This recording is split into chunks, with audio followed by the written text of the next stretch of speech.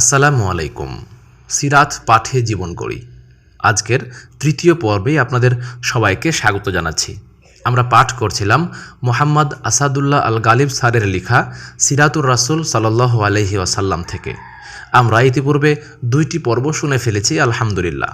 আজকে আমরা তৃতীয় পর্বটি পাঠ করব। তৃতীয় পর্বটি শুরু হচ্ছে সিরাতুর রাসূল সাল্লাল্লাহু আলাইহি ওয়াসাল্লামের তৃতীয় মুদ্রণ 31 পৃষ্ঠা থেকে, যার ব্যাপ্তি হবে 39 পৃষ্ঠা পর্যন্ত। চলুন শুরু করা যাক। আরব জাতি। মধ্যপ্রাচ্যের মূল অধিবাসী হলেন আরব জাতি। সে কারণ একে আরব উপদ্বীপ বলা হয়। আরবরা মূলত 3টি সম্প্রদায়ে বিভক্ত। 1. আদি আরব, যারা আদ, সামুদ, আমালিক্কা প্রভৃতি আদি বংশের লোক, যাদের বিস্তৃত ইতিহাস পাওয়া যায় না। 2. কাহতানি আরব, যারা ইয়েমেনের অধিবাসী। এরা ইয়ারাব বিন ইয়াসজাব বিন কাহতানের বংশধর। 3. আদনানি আরব, এরা ইরাক থেকে আগত ইব্রাহিম পুত্র ইসমাইল আলাইহি ওয়াসাল্লাম এর বংশভূত আদনান এর বংশধর। এদের বংশেই রাসূলুল্লাহ সাল্লাল্লাহু আলাইহি ওয়াসাল্লাম এর জন্ম হয়। আরবের অবস্থানস্থল। 3 দিকে সাগর বেষ্টিত প্রায় 13 লক্ষ বর্গ মাইল ব্যাপী বিশ্ব সেরা আরব উপদ্বীপ কেবল পৃথিবীর মধ্যস্থলেই নয়, বরং এটি ছিল চতুর্দিকের সহজ যোগাযোগ স্থল ও ব্যবসা বাণিজ্যের কেন্দ্রভূমি। বর্তমান ফ্রান্সের প্রায় দ্বিগুণ এই বিশাল ভূখণ্ডটির অধিকাংশ এলাকা মরুময়, অথচ এই ধূসর মরুর নিচে রয়েছে আল্লাহর রহমতের ফুল্লুর ধারা, বিশ্বের মধ্যে মূল্যবান তরল সোনার সর্বোচ্চ রিজার্ভ। এর পশ্চিমে লোহিত সাগর, পূর্বে আরব উপসাগর যা গ্রিকদের নিকট পারস্য উপসাগর নামে খ্যাত, দক্ষিণে আরব সাগর যা ভারত মহাসাগরের বিস্তৃত অংশ, এবং উত্তরে সিরিয়া ও ইরাকের ভূখণ্ড। পানিপথ ও স্থলপথে আরব উপদ্বীপ এশিয়া, আফ্রিকা ও ইউরোপ 3টি মহাদেশের সাথে সংযুক্ত। নবুয়তের কেন্দ্রস্থল। আদিপিতা আদম, নূহ, ইদ্রিস, হুদ, সালেহ, ইব্রাহিম, লূত, ইসমাইল, ইসহাক, ইয়াকুব, শুআয়ব, মূসা, দাউদ, সুলাইমান, ইলিয়াস, জাকারিয়া, ইয়াহিয়া ও ঈসা আলাইহিমুসসালাম এবং সর্বশেষ নবী মুহাম্মদ সাল্লাল্লাহু আলাইহি ওয়াসাল্লাম সহ সকল নবী ও রাসূলের আবির্ভাব ও কর্মস্থল ছিল মধ্যপ্রাচ্যের এই পবিত্র ভূখণ্ড। এর নানাবিধ কারণ থাকতে পারে, তবে আমাদের ধারণায় প্রথম কারণ ছিল অনুর্বর এলাকা হওয়ায় এখানকার অধিবাসীগণ ব্যবসায়ে অভ্যস্ত ছিল, ফলে পৃথিবীর অন্যান্য এলাকার সঙ্গে আরবদের নিয়মিত বাণিজ্যিক যোগাযোগ ছিল। সে কারণ খুব সহজেই এখান থেকে নবুয়তের দাওয়াত সারা বিশ্বে দ্রুত ছড়িয়ে পড়ত। দ্বিতীয় কারণ হলো এই ভূখণ্ড ছিল 2টি পবিত্র স্থানের অবস্থিতি। প্রথমটি ছিল মক্কায় বাইতুল্লাহ বা কাবাগৃহ, যা হজরত আদম আলাইহি ওয়াসাল্লাম কর্তৃক প্রথম নির্মিত হয়। অতঃপর ইব্রাহিম ও তৎপুত্র ইসমাইলের হাতে পুনর্নির্মিত হয়। দ্বিতীয়টি ছিল বাইতুল মুকাদ্দাস, যা কাবাগৃহের 40 বছর পর আদমপুত্রগণের কারো হাতে প্রথম নির্মিত হয়, যা নিশ্চিহ্ন হয়ে যায়। অতঃপর ইব্রাহিম আলাইহি ওয়াসাল্লাম এর পৌত্র ইয়াকুব বিন ইসহাক আলাইহি ওয়াসাল্লাম কর্তৃক নির্মিত হয়। অতঃপর দাউদ ও সুলাইমান আলাইহি সাল্লাম কর্তৃক পুনর্নির্মিত হয়। ইব্রাহিমের পুত্র ইসমাইল এর বংশধরগণ মক্কা এলাকা আবাদ করেন। তাঁরাই বংশ পরম্পরায় বাইতুল্লাহর রক্ষণাবেক্ষণ, হাজি সাহেবদের জানমালের হেফাজত এবং তাদের পানি সরবরাহ, আপ্যায়ন ও তত্ত্বাবধায়নের দায়িত্ব পালন করেন। অন্যদিকে ইব্রাহিম আলাইহি ওয়াসাল্লামের কনিষ্ঠ পুত্র ইসহাক আলাইহি ওয়াসাল্লামের বংশধরগণ বাইতুল মুকাদ্দাস তথা আজকের ফিলিস্তিন এলাকায় বসবাস করেন। ইসহাক পুত্র ইয়াকুব আলাইহি ওয়াসাল্লামের অপর নাম ছিল ইসরাইল বা আল্লাহর দাস। সে কারণ তাঁর বংশধরগণ বনু ইসরাইল নামে পরিচিত।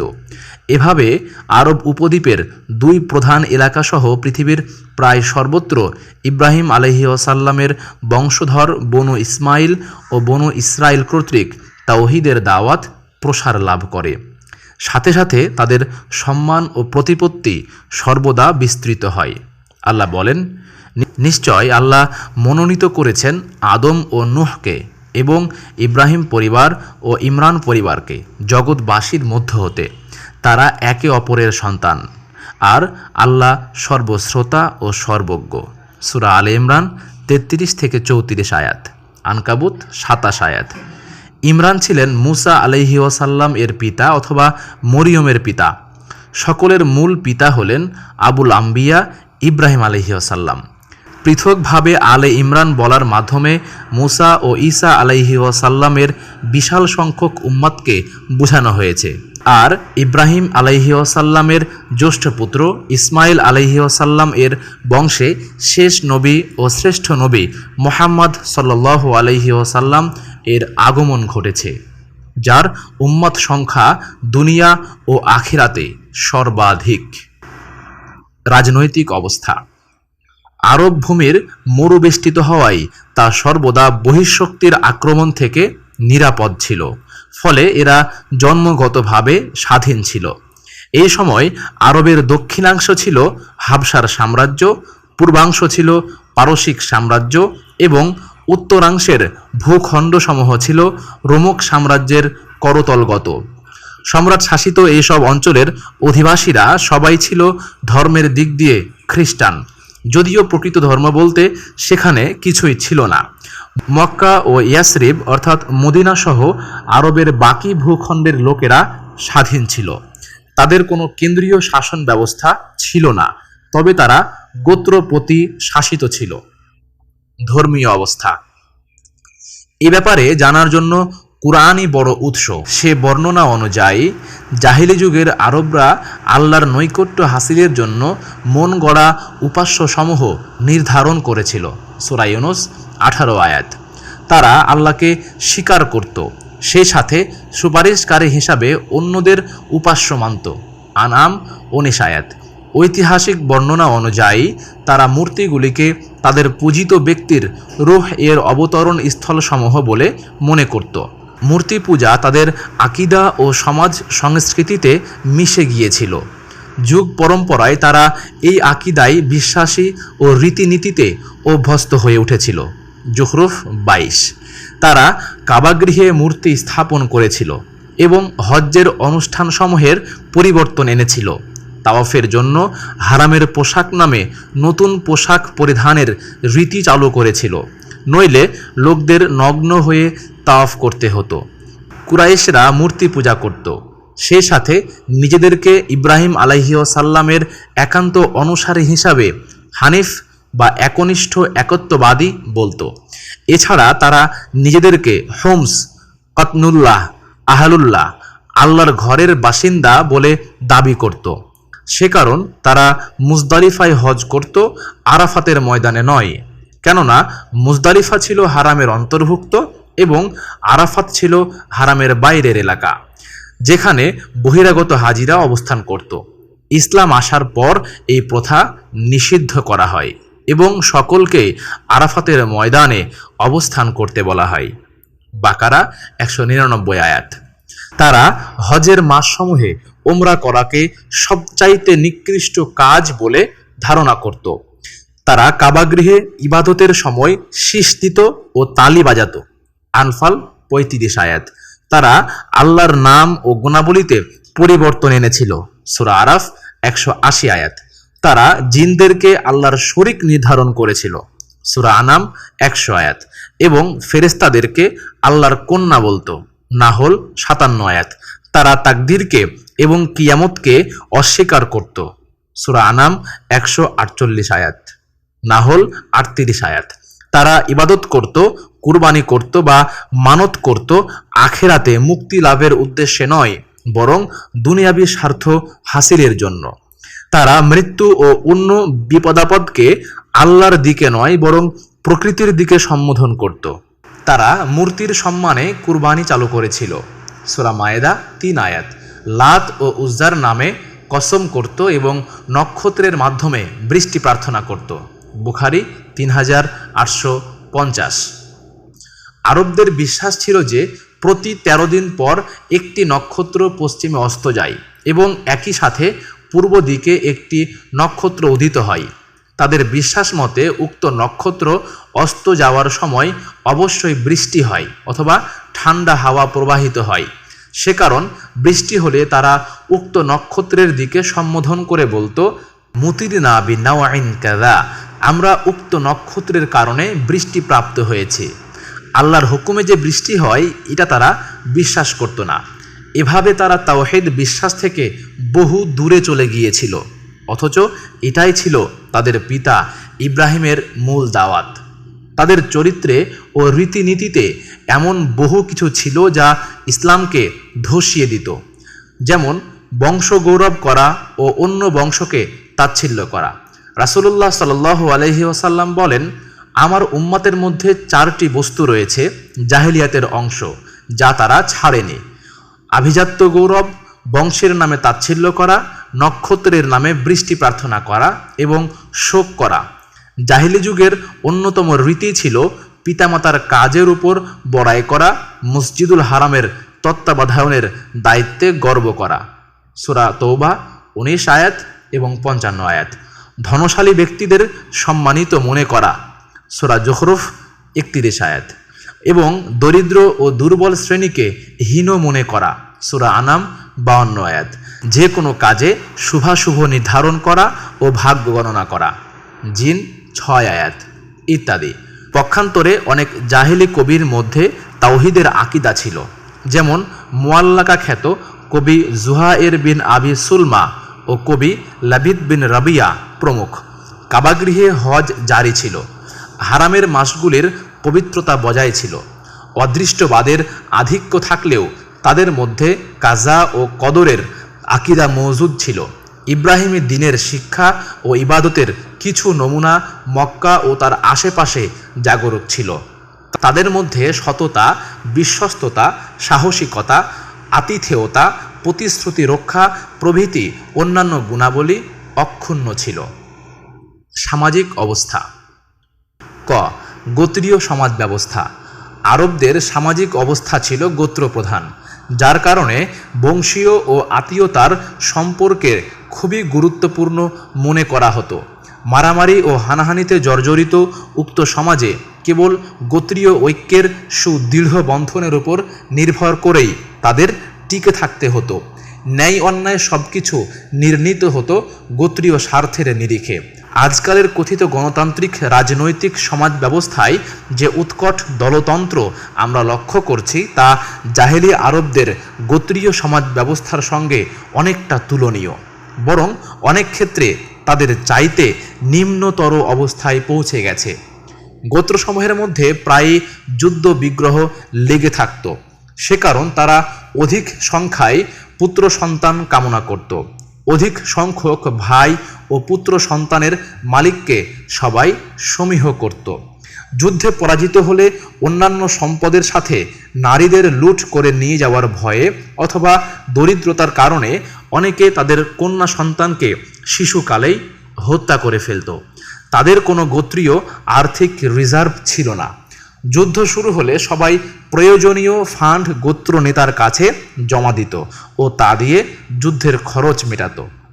তবে পূর্ব থেকে ধর্মীয় রীতি চলে আসার কারণে তারা বছরে 4টি সম্মানিত মাসে অর্থাৎ জুলকাদা, জুলহিজ্জা, মুহাররম ও রজব যুদ্ধ বিগ্রহ বন্ধ রাখত। এটা ছিল তাদের জন্য অতীব গুরুত্বপূর্ণ একটি ধর্মীয় রক্ষা কবচ। গোত্র নেতাগণ একত্রে বসে সামাজিক শান্তি ও শৃঙ্খলা রক্ষা করা, কোনো গোত্রের সাথে যুদ্ধ শুরু বা শেষ করা কিংবা সন্ধি চুক্তি সম্পাদন করা ইত্যাদি বিষয়ে আলোচনার মাধ্যমে নিষ্পত্তি করতেন। মক্কার দারুন নাদওয়া ছিল এর জন্য বিখ্যাত। তাদের মধ্যে মদ্যপানের ব্যাপক প্রচলন ছিল। যুদ্ধ ও পেশিশক্তিই ছিল বিজয় লাভের মানদণ্ড। আরবের সামাজিক অবস্থাকে এক কথায় বলা যেতে পারে মাইট ইজ রাইট, অর্থাৎ জোর যার মুল্লুক তার নীতিতে পরিচালিত হতো। আজকের বিশ্ব ব্যবস্থা তার চাইতে মোটেও উন্নত নয়। 5টি ভেটো ক্ষমতাদানকারী রাষ্ট্রই বলতে গেলে বিশ্ব শাসন করছে। খ. অর্থনৈতিক অবস্থা। ব্যবসা ছিল তাদের প্রধান অবলম্বন। তায়েফ, সিরিয়া, ইয়েমন প্রভৃতি উর্বর ও উন্নত এলাকা ছাড়াও সর্বত্র পশুপালন জনগণের অন্যতম প্রধান অবলম্বন ছিল। উট ছিল বিশেষ করে দূরপাল্লার সফরের জন্য একমাত্র স্থল পরিবহন। গাধা, খচ্চর মূলত স্থানীয় পরিবহনের কাজে ব্যবহৃত হতো। ঘোড়া ছিল যুদ্ধের বাহন। মক্কার ব্যবসায়ীরা শীতকালে ইয়েমেন ও গ্রীষ্মকালে সিরিয়ায় দূরপাল্লার ব্যবসায়িক সফর করত। আর্থিক লেনদেনে সুদের প্রচলন ছিল। তারা চক্রবৃদ্ধি হারে পরস্পরকে সুদভিত্তিক ঋণ দিত। রাস্তাঘাটে প্রায়ই ব্যবসায়ী কাফেলা লুট হতো, সেজন্য সশস্ত্র যোদ্ধা দল নিয়ে তারা রওনা হতো। তবে কাবাগৃহের খাদেম হওয়ার সুবাদে মক্কার ব্যবসায়ী কাফেলা বিশেষভাবে সম্মানিত ছিল এবং সর্বত্র নিরাপদ থাকত। বছরের ৮ মাস লুটতরাজের ভয় থাকলেও হারামের ৪ মাসে তারা নিশ্চিন্তে ব্যবসা করত। এই সময় ওয়াকাজ, জুলমাজা, জুলমাজান্না প্রভৃতি বড় বড় বাজারে বাণিজ্য মেলা ছাড়াও আরবের বিভিন্ন প্রান্তে আরও অনেকগুলি বড় বড় মেলা বসত। এইসব বাণিজ্য মেলায় প্রচুর বেচাকেনার মাধ্যমে ব্যবসায়ীরা লাভবান হতো। তাদের মধ্যে বস্ত্র, চর্ম ও ধাতব শিল্পের প্রচলন ছিল। ইয়েমন, হীরা, সিরিয়া প্রভৃতি অঞ্চলে এইসব শিল্পের সমৃদ্ধি ছিল। তবে গৃহের আঙ্গিনায় বসে সুতা কাটার কাজে অধিকাংশ আরব মহিলা নিয়োজিত থাকতেন। কোনো কোনো এলাকায় কৃষি কাজ হতো। ছোলা, ভুট্টা, যব ও আঙ্গুরের চাষ হতো। মক্কা মদিনায় গমের আবাদ ছিল না। মুয়াবিয়া রাদিয়াল্লাহু তাআলা আনহু এর খিলাফতকালে প্রথম সিরিয়া থেকে মদিনায় গম রপ্তানি হয়। খেজুর বাগান ব্যাপক হারে দেখা যেত। খেজুর ছিল তাদের অন্যতম প্রধান উপজীবিকা। তাদের গোত্রীয় অর্থনৈতিক ফান্ড ছিল না। সে কারণ সমাজের লোকদের দারিদ্র্য ও রোগ ব্যাধি দূরীকরণে ও স্বাস্থ্যসেবার কোনো সমন্বিত কর্মসূচি ও কর্মপরিকল্পনা তাদের ছিল না। ফলে পারস্পরিক দান ও বদান্যতার উপরেই তাদের নির্ভর করতে হতো। নিখাদ পুঁজিবাদী অর্থনীতি চালু ছিল, যার ফলে সমাজে একদল উচ্চবিত্ত থাকলেও অধিকাংশ লোক ছিল বিত্তহীন। সাধারণ অবস্থা ছিল এই যে আরবের সহায় সম্পদ তাদের জীবন মান উন্নয়নে ব্যয়িত না হয়ে সিংহভাগই ব্যয়িত হতো যুদ্ধ বিগ্রহের পিছনে। ফলে ক্ষুধা ও দারিদ্র্য ছিল তাদের নিত্য সঙ্গী। আরবীয় সমাজে উচ্চবিত্ত লোকের মধ্যে মদ, জুয়া ইত্যাদির ব্যাপক প্রচলন ছিল। সেখানে বিত্তহীনরা দাস ও দাসীরূপে বিক্রি হতো ও মানবেতর জীবনযাপন করতে বাধ্য হতো। কুরাইশরা পরস্পরের ব্যবসায়ে জড়িত ছিল। হাশেম বিন আদ্দে মানাফ গোত্র নেতাদের মধ্যে এই পারস্পরিক ব্যবসায়িক সম্পর্ক গড়ে তোলেন, যা রাসূলুল্লাহ সাল্লাল্লাহু আলাইহি ওয়াসাল্লামের আবির্ভাবকালীন সময় পর্যন্ত অব্যাহত ছিল, যাকে ইলাফ বলা হয়। যারা শীতকালে ইয়েমেন ও গ্রীষ্মকালে শামের ব্যবসায়িক সফর করত। এ কথাটি কুরআনে এসেছে সূরা কুরাইশে। তারা সমুদ্র পথে চীন ও হিন্দুস্থানেও ব্যবসা করত।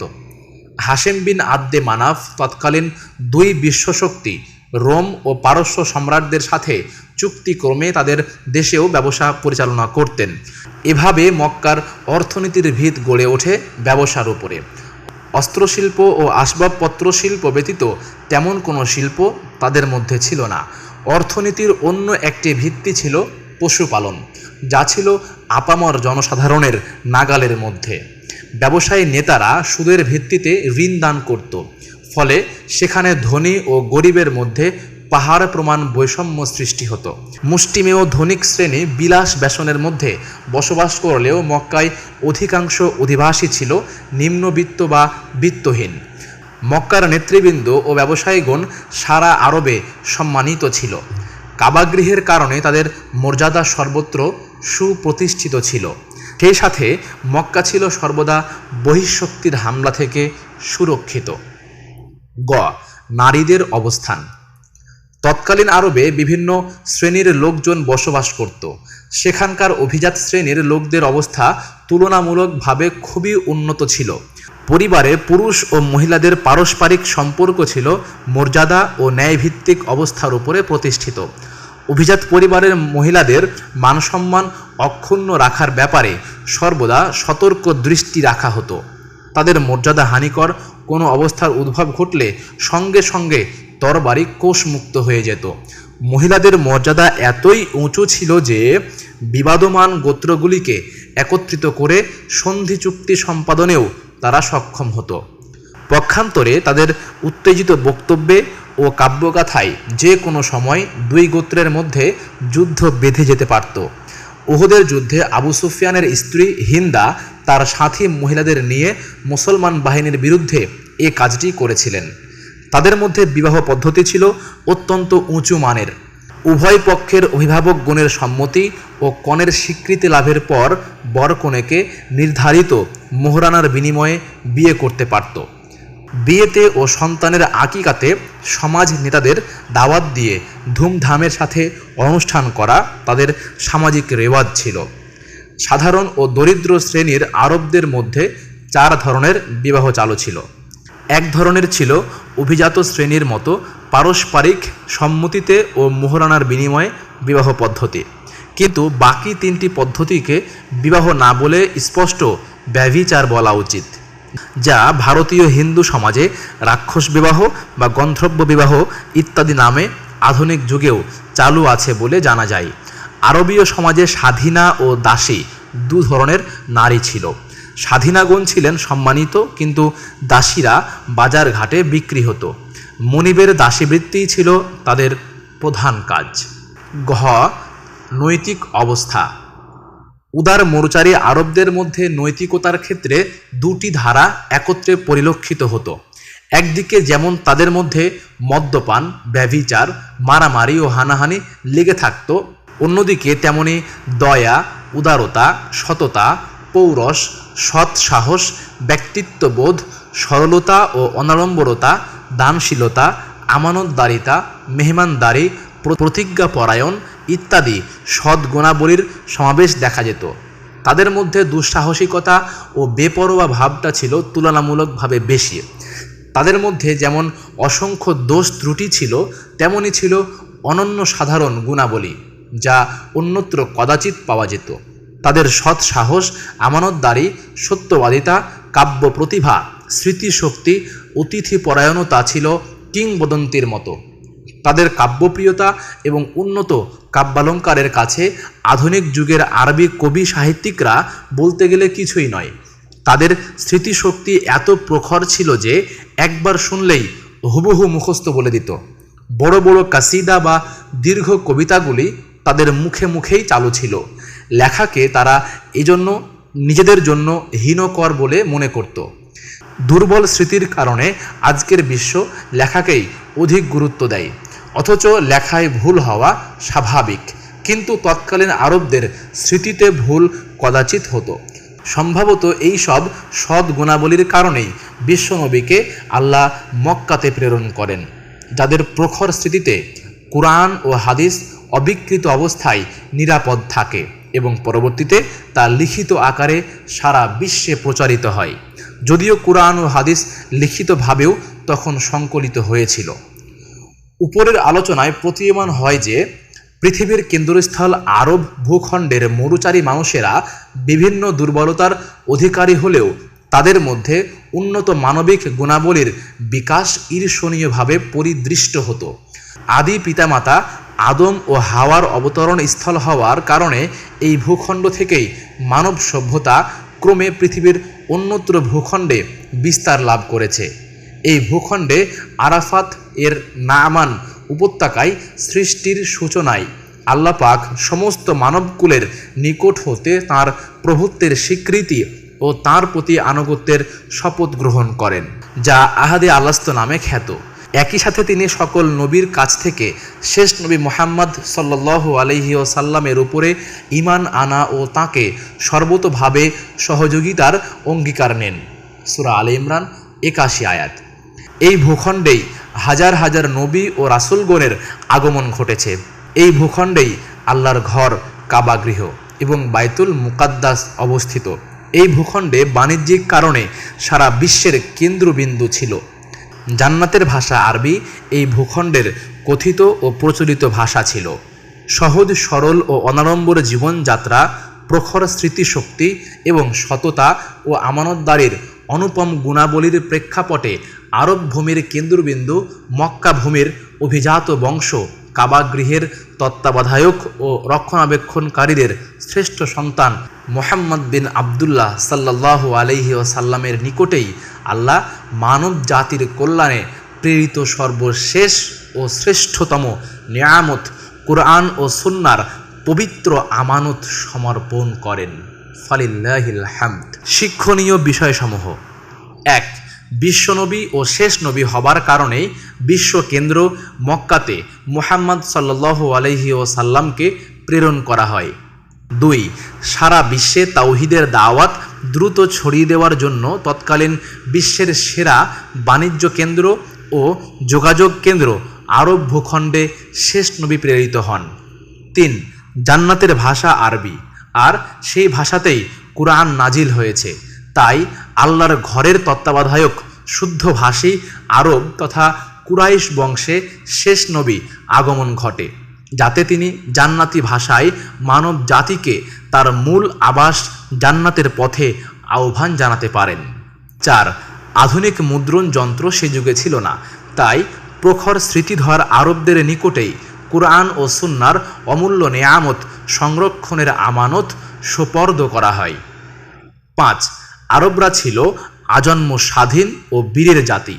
সে কারণ বলা চলে যে তৎকালীন রোমক ও পারসিক পরাশক্তির মোকাবিলায় ইসলামী খেলাফতের সফল বাস্তবায়নের জন্য শেষ নবীর আগমন স্থল ও কর্মস্থল হিসাবে আরব ভূখণ্ডকে বেছে নেওয়া হয়েছে। আজকে এ পর্যন্তই। আমরা ইনশাআল্লাহ আগামী দিন চতুর্থ পর্বে আলোচনা করব মক্কা ও ইসমাইল বংশ। ধন্যবাদ। আসসালামু আলাইকুম ওয়া রাহমাতুল্লাহি ওয়া বারাকাতুহু।